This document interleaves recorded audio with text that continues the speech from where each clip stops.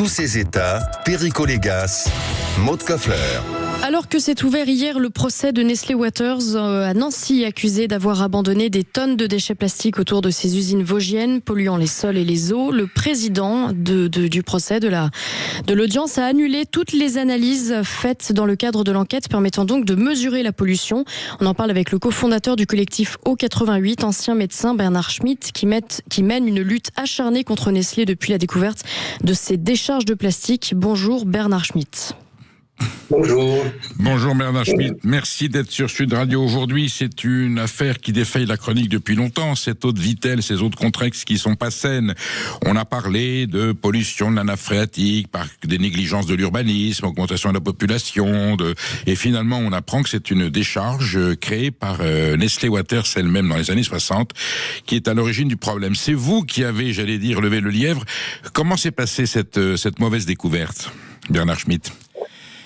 On savait qu'il y avait des décharges de plastique dans le paysage de Vittel, mais beaucoup de gens ne voulaient pas parler. Et un jour, une voisine nous a montré où il y avait une décharge, ce qui nous a permis de faire le point, de faire filmer ces décharges par Arte, puis d'avoir une commission d'enquête parlementaire venue à Vittel pour enquêter sur le sujet. Et enfin, alors tout ça c'est en 2021, et en juin 2021, le parquet régional environnemental de Nancy s'est saisi de cette affaire de pollution massive de plastique, et du coup le procès était prévu fin mai 2025, puis reporté fin novembre 2025, puis reporté fin mars 2026, et là le procès a démarré plus ou moins bien, mais on va attendre les jours qui viennent pour la suite.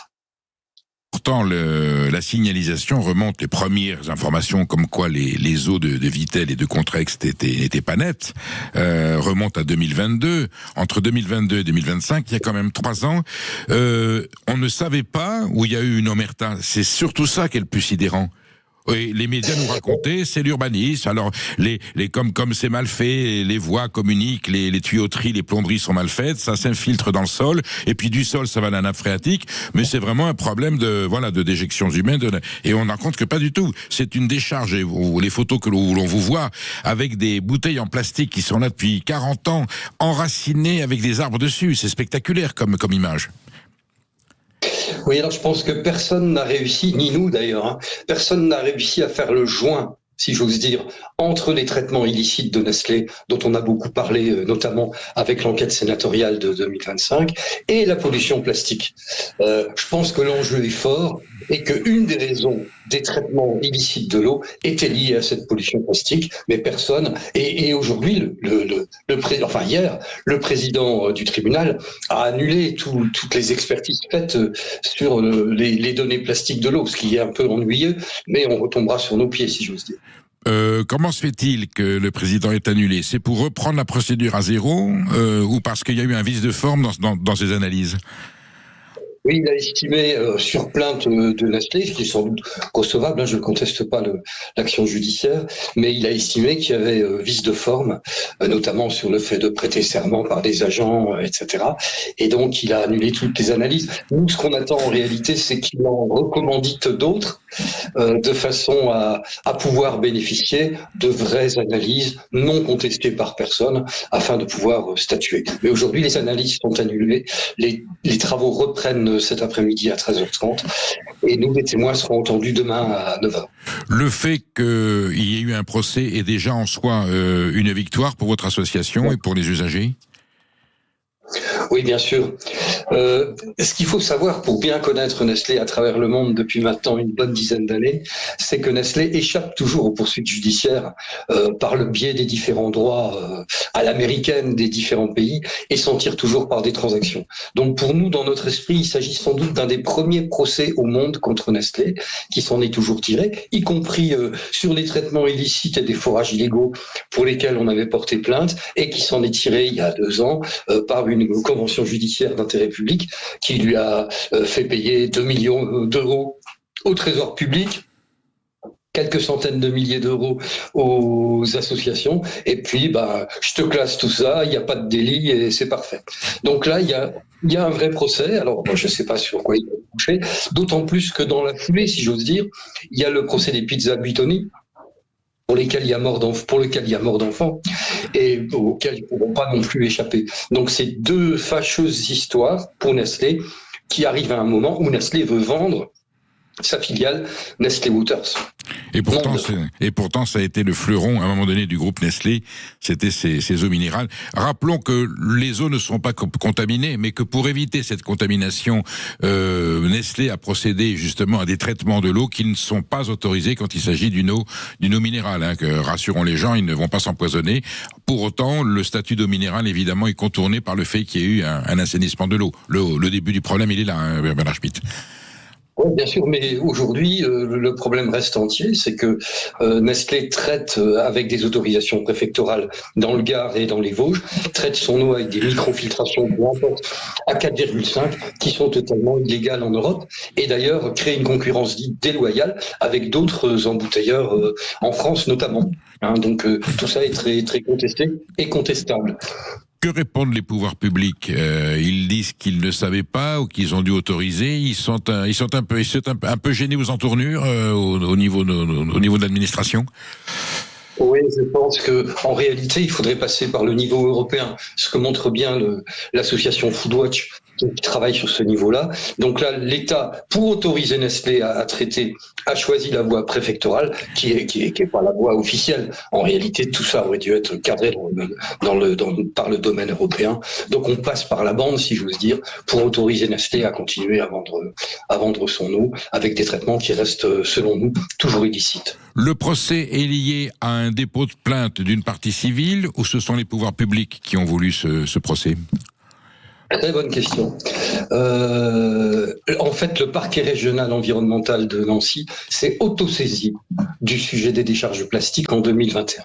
Donc nous avons porté plainte beaucoup plus tard auprès du procureur d'Épinal et qui a été obligé de se dessaisir de l'affaire. Donc aujourd'hui, tout est dans les mains du parquet et bien sûr du tribunal judiciaire de Nancy. Ce qui est pas mal parce que ça déporte un peu l'affaire par rapport aux Vosges. Bien sûr. Les parlementaires locaux se sont impliqués dans un sens ou dans l'autre ou non? Non. Non. On n'a vu aucun parlementaire, aucun élu de quelque bord que ce soit nous aider dans cette démarche-là. Tout le monde fait profil bas en réalité. À part la commission parlementaire, vous êtes d'accord? C'est une commission sénatoriale, vous m'avez dit. Je parlais des élus des Vosges. Oui, non. Moi aussi, je fais bien allusion aux élus des Vosges, mais il y a quand même eu une commission. Voilà, le Sénat a adopté. Gros malaise au niveau des deux municipalités et des élus locaux, cette affaire, parce que c'est le prestige quand même des eaux minérales françaises. Vittel et Contrex, ce sont deux stations thermales réputées qui font partie des gloires agroalimentaires françaises. Là, cette décharge publique. Mais vous vous rendez compte, les années 60, qu'est-ce qui s'est passé entre 1960 et 2025 Ce silence est inexplicable. Il faut se rappeler peut-être, pour moi c'est important, c'est que Vittel a été la première marque d'eau à mettre l'eau dans des bouteilles plastiques. Oui. Ce qui a permis un essor mondial, la vente dans les supermarchés, l'export sur tous les continents, etc. Donc un véritable boom. Le sujet, c'est qu'à l'époque, le plastique utilisé, c'était du PVC, polychlorure de vinyle, et qui est sans doute plus dur à travailler que le PET, le polyéthylène terephthalate. Et donc, pendant une petite vingtaine d'années, il y a eu des gros échecs industriels. Et tous ces échecs industriels, ils ne savaient pas quoi en faire. Ils ne croyaient pas trop de législation sur les déchets. Donc, ils ont tout brûlé et enterré. Ah, donc ce qu'on a comme déchet dans cette décharge, ce n'est pas du plastique frais, c'est du... Enfin, en fait, qu'est-ce qui se passe? Il y avait un excès de bouteilles. Pourquoi il fallait se débarrasser de ces bouteilles? Pourquoi elles n'étaient pas détruites différemment?